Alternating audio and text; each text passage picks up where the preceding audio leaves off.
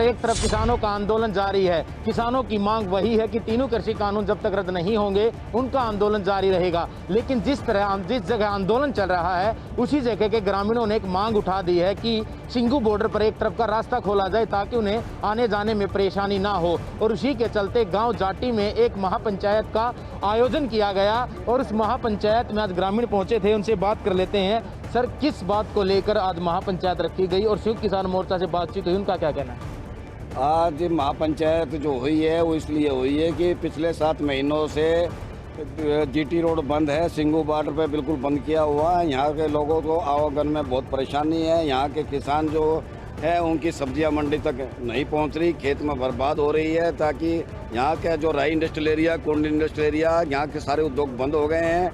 यहाँ के जो फैक्ट्री चलाने वाले मालिक है वे समय पर यहाँ पहुँच नहीं रहे। साथ में जो दूसरे गाँव के रास्ते हैं वे सब टूट गए हैं, उनकी व्यवस्था बिल्कुल चलने लायक रही नहीं है।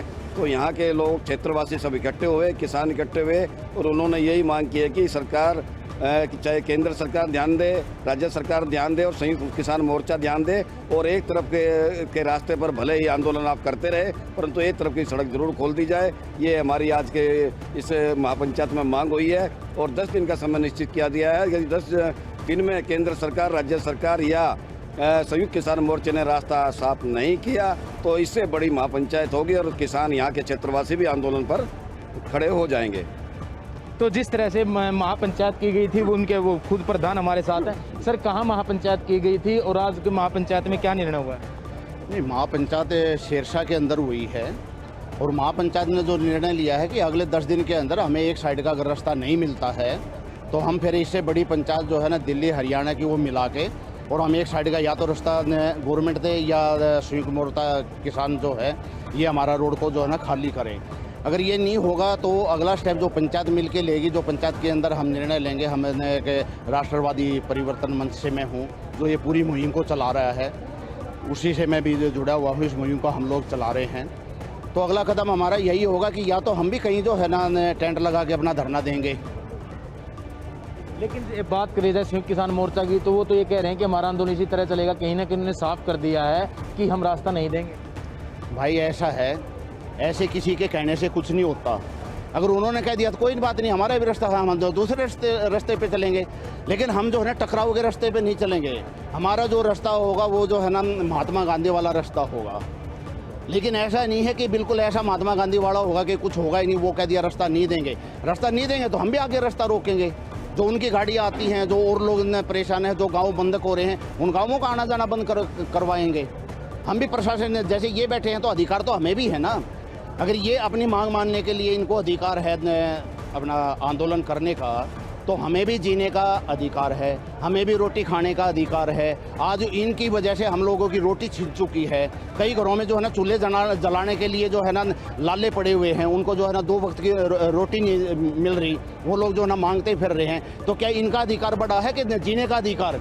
ये तो अपने जीवन को करोड़पति बनने के लिए अधिकार मांग रहे हैं और हम अधिकार जो मांग रहे हैं वो लोगों को जीने के लिए अधिकार मांग रहे हैं। जिससे कि इंडस्ट्री चले, दुकानें चले, जिन पे जो लोग काम करते हैं उनको जो रोजी रोटी मिले। तो अधिकार हमारा बड़ा है, हम फिर इनसे भी बड़ा आंदोलन करके दिखाएंगे। ऐसा नहीं होगा। हम शांति प्रिय हैं, लेकिन अगर हमारे सिर के ऊपर क्या कोई जाएगा, हमारे लोग भूखे मरेंगे और हमारे यहाँ पे जो है ना लोगों की नौकरियाँ जाएंगी, उद्योग बंद होंगे, तो उनके लिए हम जरूर अपना। तो कहीं ना कहीं बात साफ कर दी गई है। अगर संयुक्त किसान मोर्चा एक तरफ का रास्ता नहीं खोलता है तो आने वाले 10 दिन में इससे बड़ी महापंचायत की जाएगी और कहीं ना कहीं इससे बड़ा आंदोलन खड़े करने की चेतावनी दे दी गई है। करनाल में जैन आराधना मंदिर में आज ब्लड डोनेशन कैंप रखा गया। यहाँ पर बीजेपी के प्रदेश अध्यक्ष ओम प्रकाश धनखड़ और खेल राज्य मंत्री संदीप सिंह के पहुंचने का यहाँ कार्यक्रम था। लेकिन किसानों ने यहाँ पर कॉल दी कि उनका विरोध किया जाएगा। काले झंडे लेकर उस मंदिर के बाहर किसान बैठ गए हैं। अगर वो नेता यहाँ पर आते हैं, मंत्री यहाँ पर आते हैं उस कार्यक्रम में, तो उनका विरोध किया जाएगा। हमारे साथ कुछ किसान नेता मौजूद हैं, उनसे हम जानेंगे क्या कहना चाहेंगे। विरोध करने के लिए डटे हुए हैं? बिल्कुल जी, पूरा डट के विरोध होगा। और ये यदि आएंगे तो विरोध के लिए हम उनके विरोध भी क्या, स्वागत में बैठे हम तो इन मंत्रियों के। ओम प्रकाश धनखड़ है, ये सबसे किसान विरोधी बंदा है। ये 2013 में ना 2013 में ये नंगा होके प्रदर्शन करता था, बिल्कुल कपड़े उतार के। तो आज हम भी बैठे हैं, धनखड़ को 2013 याद कराएंगे, कहेंगे अब फिर एक बार कुर्ता काट ले भाई, कुर्ता काट के अब करना प्रदर्शन। किसान बैठे हैं तो विरोध में सारे बैठे हैं और विरोध करेंगे। तो लगातार विरोध करने के लिए किसान डटे हुए हैं। अगर नहीं, क्या चाहते हैं, चाहते क्या हैं आप? जब तक 3 कृषि काले कानून रद्द नहीं हो जाते और एमएसपी पर कानून नहीं बन जाता, इसी तरह से इनका निरंतर विरोध रहेगा। हमारी प्रशासन से भी मांग है और जैन समाज से भी, इन किसान विरोधी नेताओं को यहाँ मत आने दो। ब्लड डोनेशन के लिए हम तैयार हैं। अगर ये आएंगे तो किसान पुरजोर तरीके से इनका विरोध करेगा। तो आप देख सकते हैं काले झंडे लेकर यहाँ पर किसान बैठे हैं, सरकार के खिलाफ नारे लगा रहे हैं। किसानों का कहना है कि हम ब्लड डोनेट करने के लिए तैयार हैं। यहाँ पर नेता नहीं आने चाहिए, यहाँ पर मंत्री नहीं आने चाहिए। अब देखना ये होगा कि आने वाले समय में क्या यहाँ पर गतिविधि होती है। किसान आंदोलन में युवक को जिंदा जलाने के मामले में किसान नेताओं ने झज्जर एसपी से मुलाकात की। इस दौरान किसान नेताओं ने एसपी के सामने मांग रखी कि मामले में सच्चाई सामने लानी चाहिए। कुछ दिन पहले बहादुरगढ़ शहर से कुछ ही दूरी पर चल रहे किसान आंदोलन में गांव कसार के एक व्यक्ति को जिंदा जला दिया गया। अब इस मामले में किसान नेताओं का एक प्रतिनिधि मंडल झज्जर पहुंचा और एसपी से मुलाकात कर किसानों का पक्ष रखा है। करीब 1 घंटे तक हुई मुलाकात के दौरान किसान नेताओं ने एसपी से मामले की सच्चाई का पता लगाने की मांग रखी। किसान नेताओं का कहना था कि कसार गांव के मुकेश नामक जिस व्यक्ति को किसान आंदोलन के टेंट में ही तेल छिड़ककर आग लगाने का आरोप लगाया गया है, वास्तविकता में वो सच्चाई से परे है और किसान चाहते हैं कि सच्चाई आम लोगों के सामने आनी चाहिए। हमने इसमें 2-3 बातें रखी थी। जो सबसे पहली बात है, जो जैसा अखबारों में मीडिया में आ रहा था कि भाई ये किसानों को कह रहे हैं कि भाई किसानों के वहाँ आग लगा दी, टेंट में लगा दी।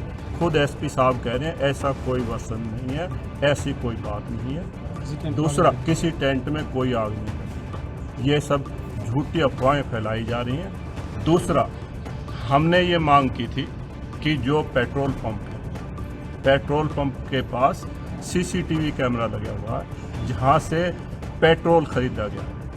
हमने एसपी साहब से मांग की है कि उस सीसीटीवी की फुटेज ली जाए। कसार गांव में आत्महत्या का जो केस हुआ तो उसके बारे में सारा किसानों का एजिटेशन आया था, संगठन है सारे।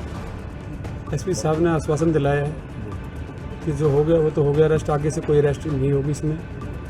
और जो हमारा निर्जन गांव का एक किसान रात को अरेस्ट किए है, उसकी भी जल्द ही इंक्वायरी करके उसको आश्वासन दिलाया कि आगे से नहीं होगा। जो हो गया है उसको भी इंक्वायरी के तहत ही जल्दी इतना कोशिश करेंगे रिहा करने की। वहीं एसपी राजेश दुग्गल का इस पर क्या कुछ कहना है, सुनिए।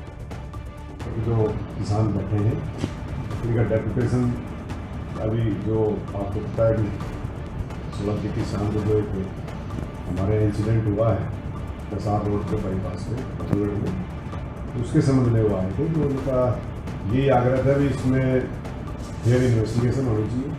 तो उसकी उनकी सबकी मैंने बातें सुनी हैं और इसमें अब हमने एक SIT कॉन्स्टिट्यूट की है DSP के नेतृत्व में, जो इसको बिल्कुल जो भी एविडेंसेस हैं उनके आधार पर फेयर इन्वेस्टिगेशन हम कर रहे हैं। फिर भी एक SIT हमने उसमें गठित की है जो इसको ठीक प्रकार से इसकी इन्वेस्टिगेशन। किसान नेताओं का कहना है कि एसपी की तरफ से उन्हें आश्वासन दिया गया है कि मामले में जल्द ही सच्चाई को सामने रखा जाएगा, लेकिन देखना होगा कि कब तक सच सामने आएगा, क्योंकि मामले में SIT गठित करने की बात एसपी की तरफ से कही गई है। हरियाणा के शिक्षा मंत्री कंवरपाल गुर्जर मीडिया से मुखातिब हुए। इस दौरान उन्होंने छात्रों की पढ़ाई से संबंधित कई मुद्दों पर चर्चा की। हरियाणा में कोरोना से स्थिति अब काफी बेहतर हो चुकी है, लेकिन अभी भी शिक्षा संस्थान खुले नहीं हैं। कोरोना के कारण छात्रों की पढ़ाई काफी प्रभावित हुई। हालांकि सरकार की तरफ से पूरे प्रयास किए गए ताकि छात्रों को कोई परेशानी न हो, क्योंकि पढ़ाई के साथ साथ बच्चों की सेहत और उनकी सुरक्षा भी जरूरी है। इसलिए समय समय पर सरकार बड़े फैसले शिक्षा को लेकर लेती रही। शिक्षा मंत्री कंवरपाल गुर्जर मीडिया से रूबरू हुए। इस दौरान उन्होंने बताया कि हरियाणा का MIS पोर्टल का कार्य 25 जून तक पूरा होगा। अभी स्कूलों में एडमिशन जारी है, जिसके बाद ही स्पष्ट हो पाएगा कि सही स्थिति क्या है और क्या कुछ उन्होंने कहा, सुनिए। जो एडमिशन होते हैं उसका MIS जो पोर्टल है उस पर अपडेट होता है कि कितने बच्चों ने अभी तक एडमिशन लिया है। तो अभी तक हमारा अपडेट हुआ ही नहीं है, वो हमारा 25 जून तक अपडेट होगा।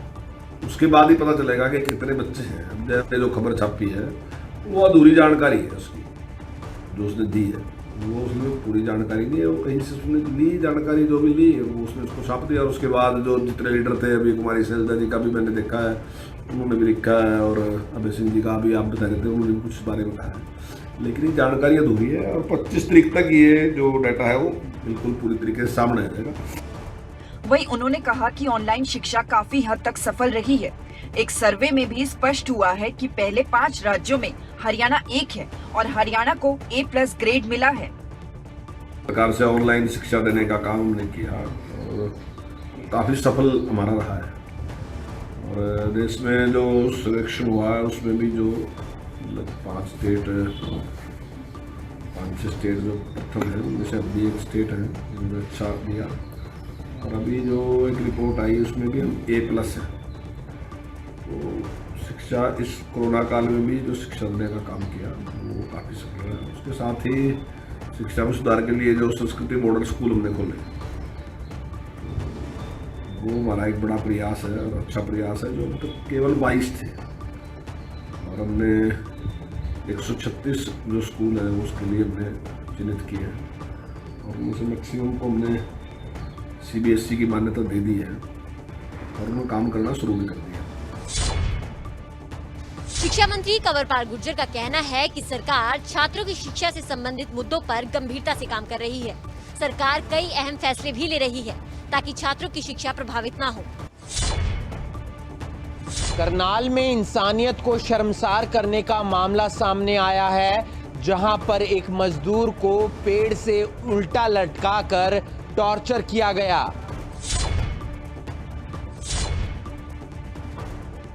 ये पेड़ से लटका इंसान कोई कसरत नहीं कर रहा, बल्कि इसे यातनाएं दी जा रही हैं। इसके साथ जो बर्ताव किया गया वो जानकर आपके रोंगटे खड़े हो जाएंगे। मामला करनाल के माजरा गांव का है, जहां इस शख्स को 4 घंटे तक लटकाए रखने के बाद इसके साथ बुरी तरह मारपीट की गई। बिजली का करंट दिया गया, जिसके बाद ये बेसुध हो गया। इसने किसी की जान नहीं ली थी, ना ही किसी के साथ मारपीट की, पर फिर भी जानवरों से बदतर इसके साथ बर्ताव किया गया। दरअसल 2-3 हफ्ते से मजदूर इकबाल जमींदार के पास खेतों में काम कर रहा था। 400 रुपए की दिहाड़ी पर ये काम करता था और अपने परिवार का गुजारा करता था। लेकिन इस पर इसके जमींदार ने चोरी का आरोप लगा दिया, वो भी ट्रैक्टर की लिफ्ट की, जो महज 500 से 600 रुपए की आती है। मारा पीटा था। कितने लोग थे? 4 लोग थे। करंट भी दिया, मारा भी, पीटा भी। क्या चोरी का आरोप लगा रहे थे? और आपने चोरी की थी? कितने घंटे? 4 घंटे लटकाए रखा। अब ठीक हो आप? कितने टाइम से वहाँ काम कर रहे थे? कितने? 3 हफ्ते हो गए, 4 हफ्ते हो गए, 1 हफ्ता हो गया था, 1 हफ्ते से ज्यादा। इकबाल की हालत इतनी ज्यादा खराब है कि उससे बोला भी नहीं जा रहा। हालांकि कोई भी चोरी का आरोप साबित नहीं हुआ। 3 हफ्ते से उसका मजदूरी करता रहता, तो जी वो ये बोल रहा कि भाई मेरी लिपट हैगी। मेरे छोटे भाई ने ये बोल रहा मैं तो अपनी लिपट के पैसे बता दो। चाचे के पुत्र ने भी कही यह बात, उसने ये नहीं मैंने तो न ले जाएगा। मजदूर 5:30 बजे के करीब घर से उठा के और ले जाएगा ऊपर पेड्डे बटाएगा। 9:30 बजे तक पेड्डे बटंगा रहा। मारा भी जी। करंट भी ला रखे, बिजली के जाकर देख लो जी। बिजली के करंट ला रखे, यहाँ तक ले लेना, यहाँ तक ठोक रखा है। ये पड़ा रही है, नजदीक है, ज़्यादा दूर नहीं है। वहीं SHO मोहन लाल ने भी मामले को लेकर जानकारी दी।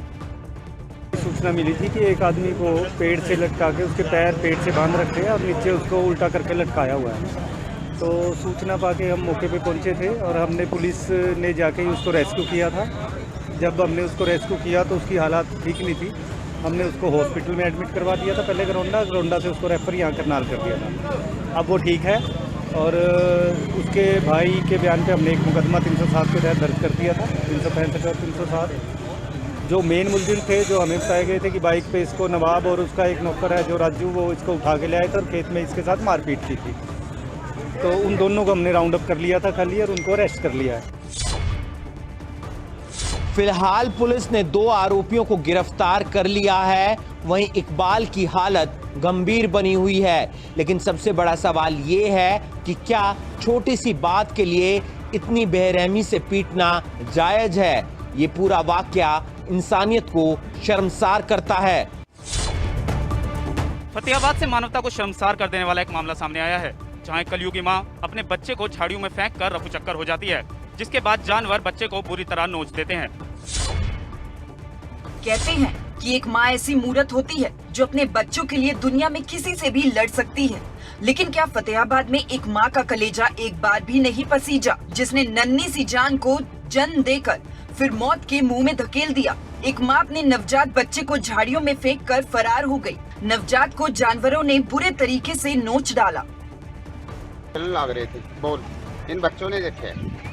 क्या देखा है? ये छोटा सा नवजात बच्चा झाड़ियों में पड़ा मिला था। इन बच्चों ने जाके बुजुर्ग आदमियों को या जनाने को रहे, उसके बाद में ये कुत्ते नोच गए। कितने महीने का है बच्चा? ये पूरा बच्चा है। पूरा बच्चा है? हाँ। क्या है? लड़का होना चाहिए। लड़का है। तो देखा किसने था? ये बच्चों ने देखा है, छोटे छोटे बच्चों ने। वहीं स्थानीय लोगों ने बताया कि बच्चों ने खेलते वक्त झाड़ियों में नवजात शिशु को देखा, जिसकी जानकारी उन्होंने कॉलोनी वासियों को दी। जिसके बाद सूचना मिलने पर पुलिस मौके पर पहुंची और शव को कब्जे में लेकर जांच शुरू कर दी। बच्चे खेलने निकल गए, इधर उधर खेल रहे थे। जो उन्होंने इधर उधर देखा, बॉल खेल रहा है, फुटबॉल वगैरह, तो उन्होंने देखा तो यहाँ बच्चा पड़ा हुआ। फिर ये तो बंदों को इधर उधर बताया, तो शराबा मचाया। तो फिर इधर से पब्लिक सारे लोग कॉलोनी वासी आगे इकट्ठे हुए, तब जाके उन्होंने फिर इन्फॉर्मेशन पुलिस को दी और पत्रकार भाइयों से फोन करके बुलाया, तब जाके। तो अभी तक कोई पता लगा है किसका है? नहीं सर, अभी तो ऐसे कुछ नहीं पता। वहीं देखना होगा कि पुलिस इस बेरहम मां को कब तक गिरफ्तार करके ठोस कार्रवाई करती है, ताकि फिर कोई मां इस तरह की घिनौनी हरकत करने से पहले 100 बार सोचे। अब देखना ये होगा कि पुलिस इस बेरहम मां को कब तक गिरफ्तार कर कोई ठोस कदम उठाती है, ताकि इसके बाद कोई मां इस तरह की हरकत ना कर सके। झज्जर में एक चाचा ने अपने भतीजे को गोली मारकर मौत के घाट उतार दिया। जमीनी विवाद के चलते आरोपी ने वारदात को अंजाम दिया। झज्जर में एक युवक की उसके सगे चाचा ने गोली मारकर हत्या कर दी। यादव कॉलोनी में रहने वाले राज सिंह का अपने ही भतीजे जतिन के साथ जमीन को लेकर विवाद चल रहा था। उसी विवाद के दौरान बीती देर रात दोनों के बीच झगड़ा हुआ और ये झगड़ा खूनी संघर्ष में तब्दील हो गया। राज सिंह ने अपने भतीजे जतिन पर लाइसेंसी रिवॉल्वर से कई फायर कर दिए, जिससे उसकी मौत हो गई। सुनील और राज सिंह, और राज सिंह है, ये सिक्योरिटी गार्ड लगा हुआ है प्राइवेट कंपनी जी। इनका आपस में दोनों भाइयों का प्रॉपर्टी के बारे में विवाद चल रहा है। कल शाम को इनका आपस में झगड़ा हो गया, तो राज सिंह ने अपने लाइसेंसी पिस्टल से जतिन अपना भतीजा उसका उसके गोली, जिससे उसकी मौत है। पोस्टमार्टम वगैरह करा दिया सर? पोस्टमार्टम चल रही है। तो राज सिंह गिरफ्तार हुए? राज सिंह पीजीआई रेफर है, उसके भी चोट लगी हुई है। जब भी पीजीआई से डिस्चार्ज होगा गिरफ्तार। पुलिस ने बताया कि घटना को अंजाम देने के बाद आरोपी राज मौके से फरार हो गया था, लेकिन पुलिस ने उसे पकड़ लिया। फिलहाल उसके हाथ में चोट लगी हुई है और पीजीआई में उसका इलाज चल रहा है। फिलहाल पुलिस ने आरोपी के खिलाफ मामला दर्ज कर लिया है। पुलिस का कहना है कि आरोपी को भी चोटें आई हैं, जिसके चलते उसका पीजीआई में इलाज चल रहा है। जल्द ही आरोपी की गिरफ्तारी भी कर ली जाएगी। कोरोना की दोनों लहर का कहर देश और दुनिया में देखा गया। भारत की बात करें, करोड़ों लोगों में कोरोना पाया गया, लाखों लोगों की जान चली गई। लेकिन हरियाणा के चरखी दादरी के 3 गांव वो रखे जिनमें दोनों की लहर में कोरोना का एक भी मामला सामने नहीं आया, यानी कोरोना की एंट्री भी नहीं हो पाई। ये खबर वाकई हैरानी और राहत भरी है। कोरोना महामारी ने चरखी दादरी जिले में अपना कहर इस तरह से बरपाया कि 2 साल में 135 संक्रमित मरीजों की जिंदगी लीड हो गई। महामारी का खौफ जिले के सभी 175 गांव में था, लेकिन इनमें से 3 गांव ऐसे हैं जिनकी समझदारी और जागरूकता से वहां कोरोना संक्रमण पहुंच ही नहीं पाया। इस गाँव में न तो रिश्तेदारों को आने दिया गया और न ही बुजुर्गों को हुक्का और ताश खेलने दिया गया। यही नहीं, अगर किसी घर में कोई बीमार भी है तो तुरंत स्वास्थ्य विभाग की टीम को बुलाकर उपचार करवाते और 1 हफ्ते तक घर के सभी लोगों को बाहर नहीं जाने दिया जाता। यही समझदारी रही कि तीनों गांव पूरे जिले के लिए प्रेरणा बन गए। गांव नोरंगबास के पूर्व सरपंच महेश कुमार ने बताया कि हर तरफ कोरोना महामारी से लोग बीमार हो रहे थे, तो कहीं लोग संक्रमण से अपनी जान गंवा रहे थे। गांव नोरंगबास के पूर्व सरपंच ने क्या कुछ कहा, सुनिए। पहली लहर में भी हमारे गांव में कोई पॉजिटिव केस नहीं आया कोरोना का मामला में, और दूसरी लहर में भी कोई पॉजिटिव केस नहीं आया आज तक। और कोशिश यही रहेगी कि आगे तीसरी लहर में भी कोई पॉजिटिव केस नहीं आना चाहिए हमारे गांव में। और इसमें पूरे गांव का सहयोग है, सभी कास्टों का सहयोग है। आशा वर्कर भी है उसमें, आंगनबाड़ी वर्कर भी हैं, सोशल समाज कार्यकर्ता भी हैं, जो हमारे गांव में वो क्लब हैं,